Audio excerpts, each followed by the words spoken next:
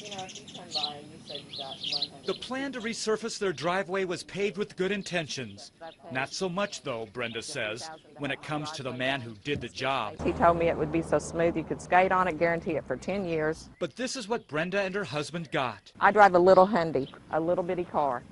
This is what happened the first time I backed my car over this driveway. That was 3 days after the driveway had been resurfaced. Brenda says the materials look more like gravel than asphalt. She says the nightmare began with a man knocking on her door. He'd been on a job, had some leftover asphalt. Just enough for her driveway, Brenda says she was told, so she said yes and wrote a check.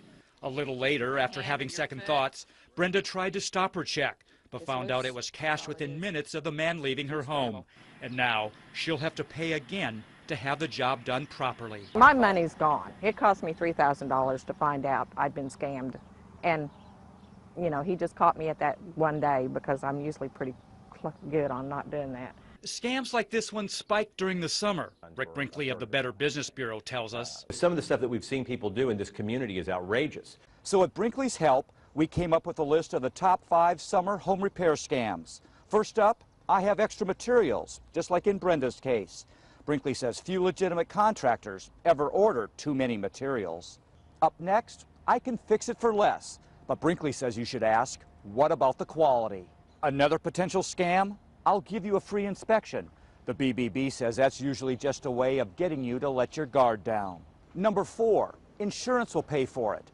Brinkley says that's up to your insurance company and what your policy says. And number 5, I need all the money up front.